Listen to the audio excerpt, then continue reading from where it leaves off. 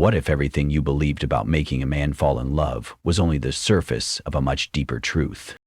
What if true love, lasting, soul-deep love, cannot be coaxed, won, or earned through sacrifice or charm, but only revealed through something far more ancient? For generations, countless women have poured their energy into being devoted, alluring, or selfless, all in hopes of winning a man's heart. But could it be that the real path to his heart begins where the conscious mind ends? What if love is not a transaction, not a performance, but a sacred stirring within the unconscious? What if the key lies not in learning how to please him, but in awakening a hidden part of his soul he doesn't even know he's buried? Within every man lies a secret world, untouched by flirtation, unreachable by logic. It is not governed by rules of dating or courtship, but by the deep architecture of his inner being.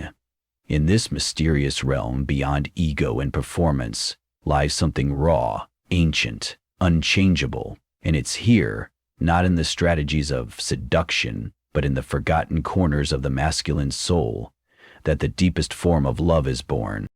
This is not a story of manipulation or romantic conquest. This is a tale of awakening. Carl Jung, the master of psychoanalysis, uncovered a profound truth about the inner life of men. Every man, whether he knows it or not, carries within him three powerful forces: a hidden shadow he's too afraid to face, an idealized feminine image he longs for but doesn't understand, and a deep, primal urge to become whole. A woman who dares to step into this inner landscape, bringing both vulnerability and wisdom, does something extraordinary. She doesn't merely capture his attention, she awakens him. In this video, we'll explore three ancient keys rooted in Jung's philosophy, timeless insights that reach deep into a man's unconscious and ignite a love far deeper than desire. These are not tricks or tactics, but psychological truths that echo across centuries. Stay until the end, because what you'll discover won't just shift the way he sees you, it might forever transform the way you see yourself. Number 1. The psychological foundation, the shadow. Deep within a man's mind is a place he instinctively avoids, a mental terrain where clarity dims and reason fails. This isn't just a place of trauma or darkness. It's the vault of all the parts of himself he was taught to reject in order to be a real man. Suppressed feelings, unlived dreams, and repressed emotions live there, sealed beneath the surface like ancient artifacts under the sand. Jung called this hidden terrain the shadow. But don't be misled. This shadow isn't inherently sinister. In fact, it's often the most authentic and human part of a man, forgotten but desperately needed for him to feel whole again. It is here that his unspoken tears reside, the ones he shed alone, hidden behind closed doors. It is here he buried his vulnerability, masked by the performance of strength. Here lie the dreams he once had, the ones dismissed by others as unrealistic, silly, or weak. In trying to be acceptable in the world's eyes, he silenced his soul. In Jungian psychology, the shadow contains everything the ego refuses to accept: envy, shame, a craving for unconditional love, the need to feel significant, the longing to be safe. All these were labeled unmanly from childhood, and so, denied a place in the light, they took root in the dark. Yet the more a man ignores his shadow, the louder it knocks on the door, shaping his behavior, his relationships, even his destiny, without his conscious consent. Jung once said, "What you resist not only persists, it governs you." And isn't that what we often see? A man lashing out unpredictably at the very woman who cares for him most, or suddenly withdrawing when intimacy starts to deepen, or plunging into work, not from ambition, but as an escape from a pain he can't name. He's not choosing this consciously. He's running from the shadow. What he may never realize is that this suppressed side of him doesn't simply fade. It drives his life from beneath the surface, drawing him again and again into shallow connections, repeated heartbreaks, and a quiet inner exhaustion no success can cure. According to Jung, if a man is ever to love fully, not with infatuation, but with depth and truth. He must first face his shadow. And here is the miracle. Sometimes, a woman becomes the sacred doorway to that confrontation, not by fixing him, not by lecturing him, but by witnessing him, by seeing what he cannot bear to see in himself, by offering him a space where, for a moment, he can lay down his armor, breathe, and be seen without judgment. It is in that space, on that ground of exposed truth, that the seed of love can finally take root. To truly understand a man's shadow, imagine him as a vast frozen lake. On the surface, all is calm, walkable, even beautiful. This is the version he presents to the world, composed, capable, controlled. But beneath that ice, deep, black water, cold and mysterious. There lie the feelings he has never confronted, anger he wasn't allowed to show, fears he's buried, dreams he long gave up on. They swirl there still, unseen but not unfelt. And most women, they walk only on the surface. They see the reflection and not the water, then wonder why connection fades like winter ice in the spring. But the woman who reaches a man's soul walks that fragile surface with grace. She hears the cracks beneath her steps. She doesn't panic, she listens. And when she reaches down, just gently, just briefly, into that icy water where his true self waits, she doesn't try to rescue him. She doesn't fall in. She simply touches. She merely touches. That touch, bold yet not dominating, gentle yet never patronizing, is a soul-stirring moment a man carries with him forever.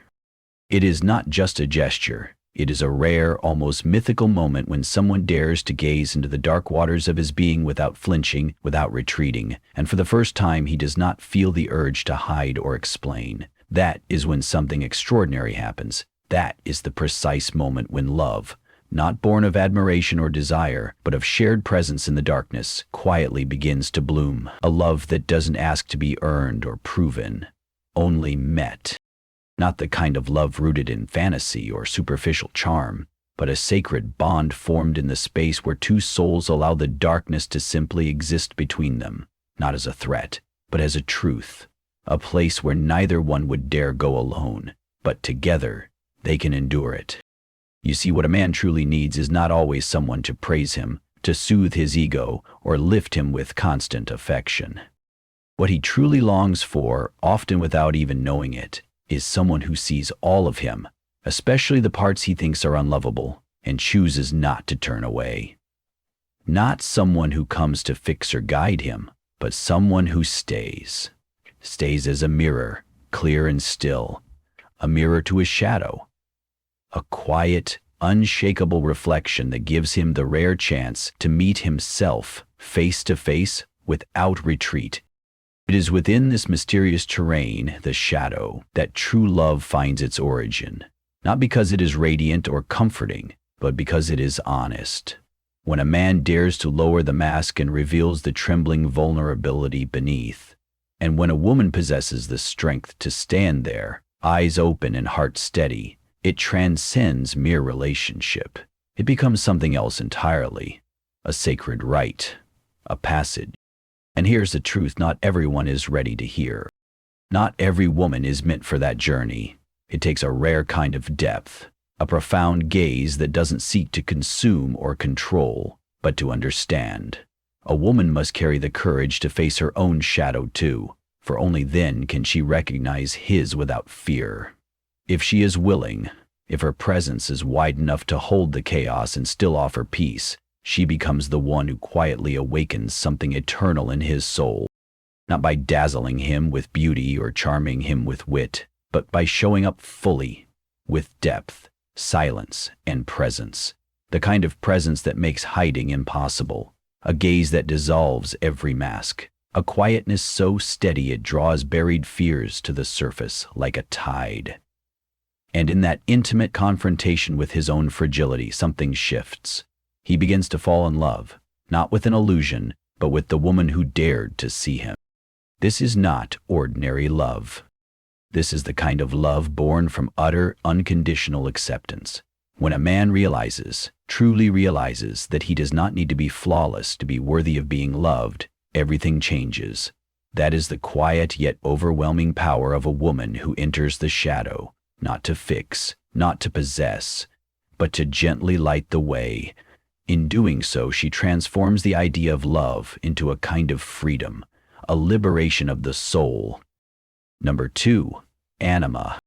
While the shadow represents the hidden vault of rejected parts and sacred wounds within a man's psyche, the anima is its sacred counterpart. She is the ethereal force, the inner feminine, the invisible yet deeply felt presence he longs for without fully understanding. If the shadow is the voice from the depths, the anima is the song that rises from the soul and floats into the unknown. Carl Jung described the anima as the archetype of the feminine within a man's inner world, a timeless symbol of softness, intuition, emotional depth, creativity, and the chaos that reason can never tame. A man may encounter hundreds of women in his life, yet occasionally one will pass through his orbit and stir in him something ancient, an unfamiliar ache, a sense of déjà vu, a pull he cannot explain, not because of her appearance, not because of familiarity, but because she unconsciously awakens the anima within him. In that moment, she becomes more than herself. She becomes a living mirror, a symbolic embodiment of the missing piece of his soul, a part he has searched for in dreams, stories, and silence. The anima is not love itself. She is the breath that awakens love, the mystical bridge between yearning and recognition. No matter how grounded or rational a man appears, when the anima stirs, logic begins to falter. It's like a long-lost traveler suddenly glimpsing a hidden, fabled city in the desert of his inner world. How could he possibly look away? He doesn't simply find her attractive. He finds himself in her eyes, a version of himself that feels foreign yet familiar, a self he always hoped existed but never dared to believe. Picture a piano. The man is the keys. Black and white, structured, orderly. The anima is the unseen hand that, with a single touch, releases a melody he has never heard before, yet knows by heart. That resonance? It is not just attraction. It is a wave of life rising through him, echoing his deepest longing back to him through the woman he has unknowingly deified. This is the profound truth in Jung's psychology. He believed a man doesn't fall in love with the woman in front of him. He falls in love with the anima she has awakened within him. And therein lies both magic and danger. For when a woman becomes a vessel for his anima, he may raise her onto a pedestal, idealizing her into something divine, but in doing so he may no longer see her clearly. She risks becoming not his beloved, but a projection. Have you ever witnessed this? Or felt it yourself? A man meets a woman. She has said little, done nothing grand, yet his gaze changes, his energy shifts, he becomes nervous, thoughtful, even obsessed. He calls her his destiny, writes poetry, dreams vividly, all while barely knowing her. This is not true love. It is the anima projection at work. Modern life offers countless examples. Consider how some men become emotionally attached to women they've never met. An online figure, a singer, a digital muse wrapped in filtered photos and mysterious captions. She is not truly part of his life, yet in his mind she holds a sacred place. He writes messages. He imagines encounters. There is nothing inherently wrong with this. It simply reveals the anima's subtle, enchanting power. In these moments, the real woman becomes a screen, while the film playing upon it flows from his unconscious. But if the woman becomes aware of this pattern, truly understands what is happening, she can gently pull back the curtain of illusion. She doesn't need to stay trapped in the role of the perfect muse. She can, with compassion and awareness, guide him back toward reality, not to destroy the magic, but to help him walk the bridge from fantasy into genuine soul-to-soul connection. She must guide him back to himself. She must hold on to her truth, refusing to sacrifice herself to sustain the illusion. Even when it feels easier to adapt, to become what he wants her to be, she must resist, because if she loses herself to maintain his fantasy, what remains isn't love, it's performance. But when she stands firmly in who she truly is, when she refuses to mold herself into the vessel of his projections, something powerful happens. If she succeeds, if she holds her ground with grace and quiet confidence, she not only becomes the muse who inspires his love, but the one who leads him toward individuation. She becomes the catalyst that helps him become a whole man, not by fixing him, but by reflecting the truth he has long avoided. Does this stir any memories for you? Have you ever awakened the anima in someone without meaning to, or found yourself silently playing the role of a screen, a canvas onto which a man projected the self he couldn't yet articulate? If so, I invite you to share your experience in the comments below. Not just to unburden yourself, but so that other women, those who feel lost in the same emotional labyrinth, might find a glimmer of light through your words. Your story might be the mirror someone else needs. Now the question is, how can you, a woman of flesh and blood, truly touch a man's soul? Not through dramatized mystery or by manufacturing distance. Not through acting unpredictable just to stay intriguing, but rather through something far more subtle, yet infinitely more powerful. The quiet radiance of your inner world. The energy that comes from living in alignment with your truth. It happens when you embrace your emotions, not suppress them in an attempt to be easygoing. It happens when you follow your intuition and refuse to shrink your depth just to fit into a version of love that feels safer or more familiar. There's a kind of magic in a woman who isn't trying to be loved, because in doing so she becomes the one place a man has never explored. And when he enters that space, he doesn't see someone to conquer. He sees himself reflected in her richness, her complexity, her mystery. That is the moment the illusion falls away. He doesn't fall for her because she is controllable or predictable. He falls because she is utterly uncontainable. Carl Jung wrote in Man and His Symbols that the anima, like the animus, is a psychopompus, a guide between the conscious mind and the deep unconscious. She is the bridge he didn't know he was crossing. A man might live his whole life denying this presence within him. He may spend years running from it, masking it, burying it in logic or distraction. But one day, if he meets you, the woman who awakens that silent part of his psyche, he will never forget you. Whether he stays or leaves, whether he understands what's happened or not, the emotional imprint you leave behind is irreplaceable. Not because you are flawless, not because you did everything right, but because you became, even for a fleeting moment, the mirror that showed him a lost part of his soul. But remember, this is sacred ground. With this power comes deep responsibility. It's not your task to tether him to you. Your role is not to keep him close by manipulating his awakening. Your purpose is higher, to gently, quietly, return him to himself. The anima is not a weapon to wield, nor a game to play. It is a gift, a sacred offering of presence that only becomes possible when a woman knows her worth and lives anchored in it. When she is aligned with her truth, she doesn't need to reach or strive to access this power. She embodies it. That is a presence no technology can replicate. No algorithm can simulate. No mask can fabricate. When a man loves you at this level, he doesn't simply love you as a partner. He loves you as a symbol of something greater, his yearning for completeness, his longing to return home to himself. And that kind of love? It's rare. As rare and unforgettable as stars scattered across a stormy sky. And once it takes root in his soul, it never leaves. Number 3. 3 keys to awakening deep love in a man. The first key, the mirror of the soul. Now that you understand the unconscious forces at work behind a man's experience of love, it becomes clear. Love is no longer just a spontaneous spark or a passionate impulse. It becomes something deeper, a journey, a process of becoming.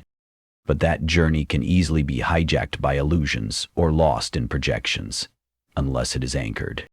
For him to stay grounded on this path, he needs a mirror, a clear, unwavering reflection of who he truly is and who he's becoming, and that mirror is you. If you learn to see him not through the lens of expectations or roles, but with the vision of an awakened soul, you become that anchor. You become the light he didn't know he was seeking. Carl Jung once said, "The privilege of a lifetime is to become who you truly are." But here's the catch. Before a man can become his true self, he must first be seen. Not for the roles he performs, not for the strength he pretends to wear like armor, but for the potential that lies quietly beneath all that noise. The essence of the man he is still becoming. This is the first and one of the most profound secrets to awakening deep love in a man. To become the mirror that reflects not who he is today, but who he is meant to become. To reflect it with softness, with depth, and with unshakable honesty. You don't need to declare it aloud. You don't need to shower him in compliments or tell him what he wants to hear. You simply need to look at him with eyes that see past the present moment, eyes that pierce through to the parts of him that are still waiting to be born. And when he tells you about an old dream, something he's buried, something he hasn't dared to pursue in years, you don't offer shallow encouragement. You don't laugh to ease the discomfort. You simply ask, if nothing held you back, where would you start? That question? It's just a question. It's a key, a quiet, potent call that reaches into the sleeping corners of his soul. Because the truth is, most men have learned to limit themselves. They define themselves by their work, social roles, or what earns them praise. But deep within, they carry an unspoken dream, a heroic part of themselves no one has ever seen. When you become the one who sees it, you touch the higher self within him. And once reflected, that self refuses to remain dormant. Imagine a man not just as flesh and bone, but as a massive stone, firm, seemingly whole, perhaps even perfect in the eyes of the world. Yet beneath the hardened surface, he conceals something precious, something raw and untamed, a gem not yet cut, not yet claimed. That gem is the unexpressed potential, the sacred essence waiting for someone to see it clearly enough to awaken it. When you look at him not to possess or heal, but to evoke his sacred potential, you cease to be merely a lover. You become the awakener of his essence. You are no longer just present, you become a catalyst. A symbolic and evocative example of the mirror of the soul is the relationship between Quasimodo and Esmeralda in Victor Hugo's timeless classic, The Hunchback of Notre Dame. Quasimodo, the disfigured bell ringer shunned by society, is a vivid embodiment of the tormented shadow. He is the raw, rejected part of the self, the parts most of us hide in fear of judgment. Cast aside and mocked, he lives atop the cathedral's bell tower, suspended between heaven and earth, isolated like the exiled corners of a man's psyche, never truly acknowledged for what they are. To Quasimodo, Esmeralda is not just a woman, she is the first gaze that does not recoil in fear, disgust, or judgment. She sees him, not with pity but with presence. She stands up for him when he is humiliated, calling his name not like one who pities a creature, but as if she is addressing someone deeply human, fully alive. In that moment, Esmeralda does not love him with carnal desire, but she rekindles the part of him that had died in silence. What follows is not mere infatuation, but a love that feels sacred, devoted, unconditional, almost otherworldly. It is the kind of love that only those who have been seen with the soul can truly understand. It transcends attraction, it transforms identity. Esmeralda becomes a mirror without distortion, where Quasimodo first feels, perhaps I too am worthy of something beautiful. And when such darkness is illuminated by a gaze free of judgment, the dormant light awakens. The mirror of the soul does not merely reflect, it calls forth what had been forgotten, suppressed, or denied. It evokes an unrecognized essence, allowing the soul to rise. Most crucially, it does not diminish the present, while simultaneously honoring what is and uplifting what could be. You don't love him because of what he's accomplished. You love him as he is, precisely as he walks the winding road toward who he is meant to become. In the field of depth psychology, this is exactly how the archetype of the hero is activated. The part of a man that aches to surpass himself, to strive, to fight for something larger than ego, more enduring than applause. But this hero is not awakened by flattery or blind worship. He is stirred by a mirror that challenges him to live more authentically, more expansively, more in tune with the truth of his soul. How do you live this out in practice? Each time he dares to share a dream or admit a fear, meet him not with automatic praise, but with questions. Thoughtful, open questions that stretch the space of his being. What holds you back? Not to rescue him, not to lead him, but to show him that you believe he is strong enough to take the next step on his own, and that you trust in the power of his stride.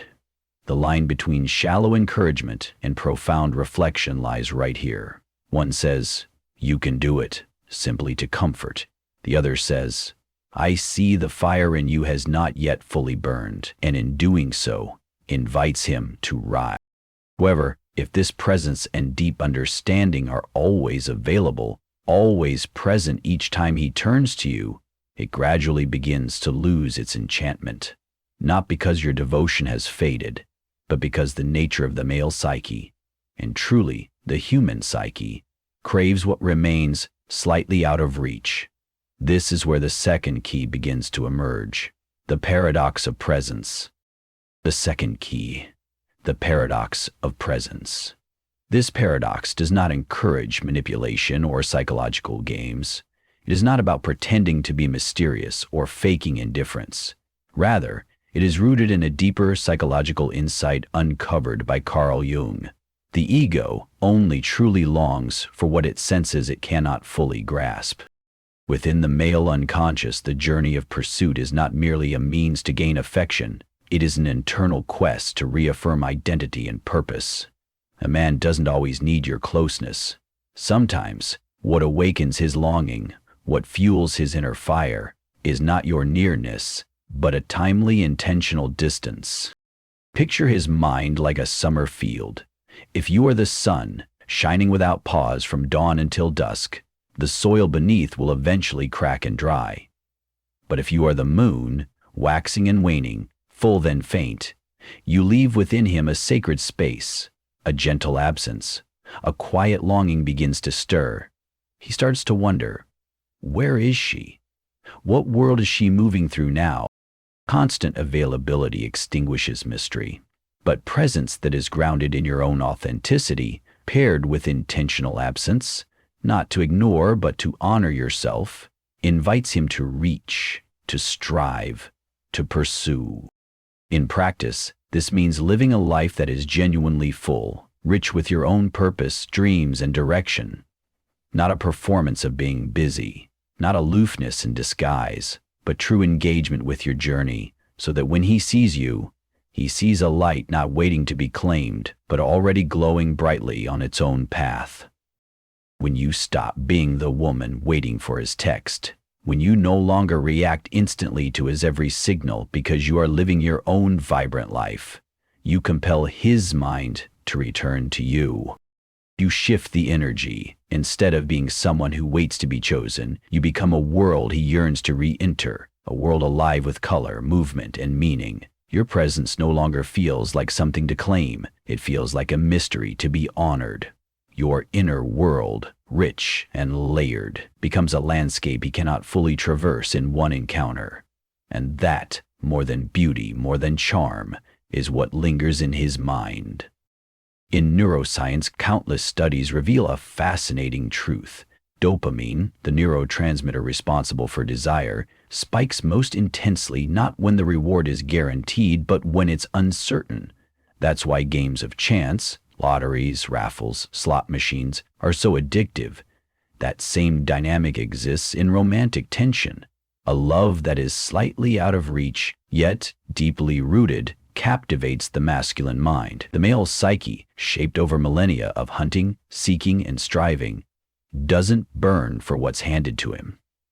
It ignites in pursuit of something that demands effort and inner movement. You don't need to become an illusion or pretend to be something you're not. You simply stop offering predictability on a silver platter. Instead of replying to every message the moment it arrives, respond when it genuinely feels right. Instead of keeping your weekends open just in case he calls, let there be days when you're simply unavailable. Not to punish, but to protect your own rhythm. And in those moments of distance, don't just sit in stillness waiting for him to notice. Do something meaningful. Take yourself out for a walk in the evening breeze. Read that book you've been putting off. Paint without needing it to be perfect. Sit quietly and let your thoughts rise without interruption. When you begin to truly live from your own vibrant core, you emit the energy of a woman who honors herself. The paradox of presence doesn't mean you become cold or unreachable. Go too far and you turn into a wall he cannot penetrate. Be too available and the fire cools. The magic, as Jung would say, lies in balance, in the sacred dance between presence and absence, light and shadow, giving and holding back. This is the art of sacred distance, and in Jungian psychoanalysis, it's essential for individuation, for becoming whole. When you step back with intention, you don't fade from his memory. You give it space to expand. You allow his mind to wander back toward you, not out of habit, but out of recognition. And in that space, something subtle shifts. He doesn't just react anymore, he begins to reflect. He starts to feel, not just remember. And sometimes, unexpectedly, he begins to fall in love. Not with a fantasy, but with the mystery of you. Always remember, the most magnetic thing about you isn't how you look. It's the feeling that you belong to a world he hasn't yet fully explored. You are not a map, you are the doorway. Never bolted shut, but never flung carelessly open either. And here's the paradox, one many overlook. As a man embarks on the journey of reaching for you, of not fully possessing you, he is also drawn into something deeper. He is pulled into a part of himself he does not fully understand. The pursuit becomes internal. Love shifts from a transaction to a transformation. And you become the center of that sacred labyrinth. The third key, facing the shadow. When you learn the rhythm of intentional distance, when your presence flows like the moon through its phases, sometimes radiant, sometimes hidden, you create an effect he can't escape. He may not even understand it, but he feels it. You make his mind echo with your presence in the very moments you are gone. But if things stop there, if you remain just the object of longing and desire, the love stays at the surface, caught in the dance between attraction and absence. To reach deeper, to touch the very core of his heart where love becomes soul-renewing, you must do something far more courageous. You must open a door most fear to even knock on. You invite him to face his own shadow. And this begins not with grand gestures, but with something small, something vulnerable. You begin by sharing a part of yourself you usually hide, a flaw, a fear, a moment of emotional honesty, not to gain sympathy, but to create safety. It might happen during a quiet conversation when you say, "Some days I feel so ugly, so unworthy of anything, but I'm learning to embrace that part of me." In that instant, something rare occurs. You're not being dramatic, you're being real. And that authenticity makes him feel something unfamiliar, safe in his own imperfection. If you watch closely, you'll see his gaze change. It softens. It lingers. He no longer looks at you as a puzzle to solve or a flame to chase. He sees you as someone who has entered a sacred space within him, not as a critic, not as a savior, but as a witness. And when he shares a story of failure, of shame, don't rush into comfort with easy words like, "It's okay, you're still amazing." Because those words, though kind, often push him back into the mask, the performance, the armor. Instead, meet his vulnerability with stillness, with sincerity. Say something like, "I see that you went through that, and you're still here. That tells me more than any success ever could." These words, they aren't soft, they're sacred. They don't make his pain smaller. They let it be seen, and in that the pain begins to dissolve, not through denial but through acknowledgement. Jung called this the sacred wound, the place where, if you are present enough, you neither add to his pain nor offer cheap comfort. You don't try to fix him. You don't reach for platitudes or solutions. Instead, you stand beside him, steady and quiet, seeing the wound not as a flaw to correct, but as a thread in the larger tapestry of his being. You witness his pain without flinching. And that presence, that respectful stillness, holds more healing power than 1,000 well-meant words. Because something begins to shift when someone sees your hurt and still holds you in respect. You don't feel pitied, you feel understood, and that is when true healing begins. Not through advice, but through connection. Someone once shared a poignant story with us. She'd loved a man deeply, someone others admired for his strength, his independence, his calm control. He wasn't loud or expressive, but he moved through the world like a pillar, grounded, reliable, untouchable. They dated for several months. Their relationship felt stable, predictable even, but something was missing. There was a distance, a wall no one named. One day, in the middle of an ordinary afternoon, while sitting side by side, she decided to open up. She spoke of a childhood fear that still lingered in her adult life, an experience she had never shared aloud. She recalled how, as a child, whenever she made a mistake, her father would punish her by forcing her to stand outside in the dark for hours, exposed, ashamed, visible to strangers passing by. That memory haunted her. It taught her that to err was to be punished with silence and abandonment. For years, it made her believe she had no permission to be imperfect. But through time and healing, she learned to stop fleeing from that shame. She learned to turn toward it, to embrace it as a part of her, not as a scar, but as a source of growth and strength.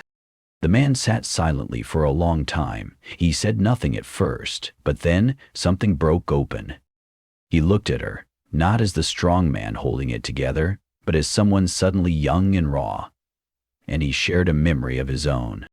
"My father beat me badly once," he said, "but the worst pain was afterward, when he wouldn't even look at me for months." That was the first time he revealed his deepest wound. The man who had never cried, never stumbled, now stripped bare in a moment of silence, not to gain sympathy, but because something within him recognized a shared language of pain. From that moment on, their relationship transformed, not because they were suddenly perfect together, but because they had both been seen in their brokenness. And that's the kind of bond that isn't built on compatibility, but on truth. Such moments can't be faked. They don't come from romantic technique or emotional tricks. They come from a quiet willingness to be present with the shadow, yours and his. So how can you practice this kind of presence in real life? First, when he shares something painful, resist the urge to advise or uplift. Don't try to patch it up. Instead, listen, not just with your ears, but with your full attention. Be there without retreating. Hold eye contact that doesn't flinch. Let silence speak louder than words like, "You'll be fine." Then, create room for him to speak openly about failure, without fear of judgment or ridicule. Ask him gentle questions that guide him to explore his experience more deeply, without pushing him. Try, "Is there something you did wrong that you're now grateful for? What did that mistake teach you about who you are becoming?" These questions don't shame. They invite him to bring his darkness into the light.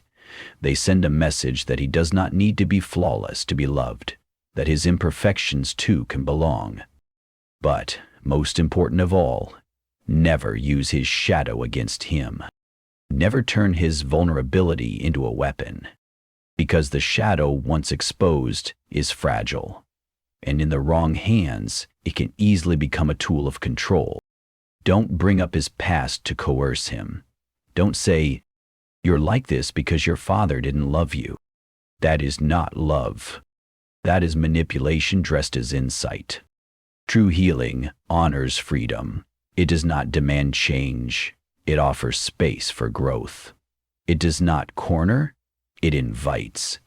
And when you live by these principles, something miraculous unfolds. You don't just acknowledge a man's shadow.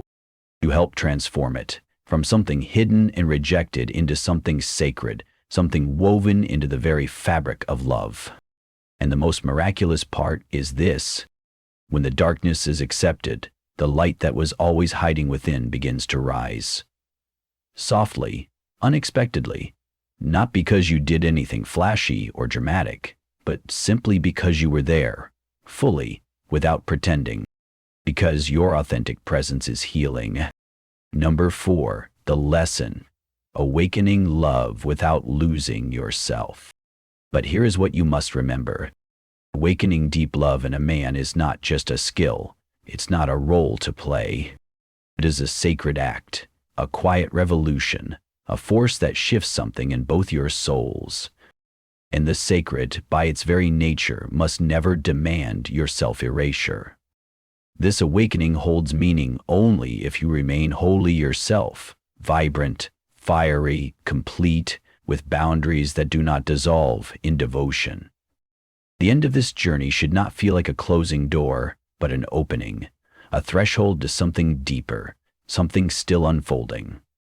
And if you've walked with me this far, through reflections, truths, shadows, and awakening, then perhaps somewhere deep inside, something within you has begun to stir. Like the surface of a still lake, touched by the gentle fall of a single petal. Thank you for joining us on this journey. Your presence, your attention, and your quiet courage are a source of strength for us. Together, we're sharing the deep, life-changing wisdom of Carl Jung's philosophy with more people around the world. So please, like and share this video if it moved you. Pass these lessons on to those you care about, or simply leave a comment that says, "I'm ready," if you feel prepared for the next chapter in this unfolding journey. The fourth key, unnamed among the 3 secrets, but a profound lesson for you, pulses quietly like a heartbeat. It doesn't shout for attention. It doesn't demand you master a strategy. It simply waits, subtle, unwavering, for you to remember your center. This key is not about changing him. It is about returning to yourself, over and over, even while love is blooming. Because the deepest truth is this: when love expands, so must you. Carl Jung called this sacred process individuation, the journey of integrating all the fragmented parts within you into one complete, rooted self, becoming whole. No love is ever truly healthy if a woman must abandon that wholeness to hold on to it. Yet here lies the dilemma. Many women, often unconsciously when they feel needed or cherished, begin to shrink, not out of weakness, but out of a quiet urge to nurture. They step into the role of the keeper, the steady one, the understanding one who always makes room, always adjusts, always endures. Over time, they begin to fade at the edges, softening their opinions, shelving their desires, silencing their truths. Not because they're afraid, but because they think love asks for that. But love does not require you to dissolve. Love, real love, demands you open, but never vanish. Imagine yourself as a flame, not a wildfire that scorches, nor a flicker that apologizes for existing, just steady, warm, alive. When you love a man deeply, you don't have to dim your light to avoid overwhelming him. On the contrary, your radiance becomes a compass, a constant glow he learns to respect. You become a place of warmth he returns to, not because you made yourself smaller, but because you remained whole. You may not be able to hold that fire with bare hands, but it teaches him reverence. To maintain that flame, you need more than romantic gestures. You need practice, not emotional tactics, but inner discipline. So, here are a few practical steps to help you live in love while remaining anchored in your truth. First, observe the moments you begin to shrink, those subtle reflexes that make you bend too easily in the presence of the man you love. Do you find yourself agreeing when something inside you says no? Do you postpone your dreams or passions because you fear appearing too busy for love? Do you bottle your emotions to avoid seeming too much? If you nodded to any of these, it means you're beginning to step back from yourself, molding your presence to fit into his world. Instead, try the opposite. Say what you fear you shouldn't, but know deep down you must. Something as simple and honest as, I need this weekend just for myself. If he truly values you, he won't walk away. He'll lean in with greater respect because he sees you loving yourself without needing permission. Second, protect a sacred territory within you that no one else is allowed to trespass. This could be a morning ritual, your sunrise yoga, quiet journaling, a walk with music only you understand. It could be a weekly art class, a private creative passion, or even a friendship that nourishes your soul. Whatever it is, let it be yours, untouched by the relationship, unfiltered by shared expectations. Jung once wrote, "Your vision will become clear only when you can look into your own heart. Who looks outside dreams, who looks inside awakes." Without this sacred space, you begin to reflect what others want to see instead of who you truly are. Third, let him witness your imperfections without apology. Maybe it's a sharp word when you're tired, a moment of neediness, a burst of irrational laughter, or unexpected silence. Don't hide these to maintain an image of being easy, calm, or perfect.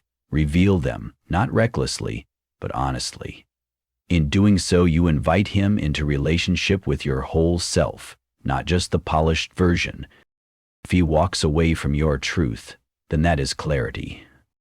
If he stays, then he is truly choosing you, the full, unfiltered version. Fourth, let love be a part of your life, not the center of your existence. Your life should be so rich, so rooted in purpose, that if he ever leaves, your foundation doesn't crumble. You keep moving. You keep blooming. Love is not the destination. Let it be the wind, the invisible force that carries the sails you've already raised. The journey is yours. He is a companion, not the path itself. Finally, remember this truth. You are not obligated to be anyone's healer. If healing happens, let it be a byproduct of your authentic presence, not an assignment, not a mission. Don't take on the weight of being his sage or his savior. Be a woman who lives fully, knows herself deeply, and loves herself first. When you live this way, you no longer need to chase love. You don't need to perform to keep it close. Love stays because it is drawn to what is real. The man stays because he sees something timeless in you, a soul he can meet, not manage. And in that meeting, he finds an eternal invitation. Do you dare to live true to yourself? Because if the answer is yes, then what grows between you and another is no longer two people clinging to fill emptiness. It becomes something sacred. Two whole souls meeting to journey further, deeper, brighter, together. Deep love is not something to possess. It is a living wisdom. An unspoken language, written in silence and seen only by those brave enough to look inward. In a man's darkness, you can be the light. In the storm of his thoughts, you can be the breeze that stirs without control, the calm in a nameless land. But only if you hold your flames steady, not shrinking, not trembling, not flaring in fear of loss, will you become the woman his soul recognizes amidst countless illusions. We don't come to love to become smaller. We come to love to remember who we are. So if you stand before the mirror of this truth, ask not, how do I keep him? But instead, am I keeping myself? If the answer is yes, then you carry something unshakable, a soulful presence. From this place, nothing else needs to be forced. Because what follows next isn't about charm or performance. It's about character. And character, it cannot be borrowed. It cannot be taught in words. It is forged in courageous solitude and unwavering loyalty to yourself. If this video helped you see yourself and your relationships in a new light, if you felt something in you awaken that doesn't need proof or permission, don't leave just yet. Subscribe to this channel and turn on notifications so we can continue walking this journey together in the next chapter.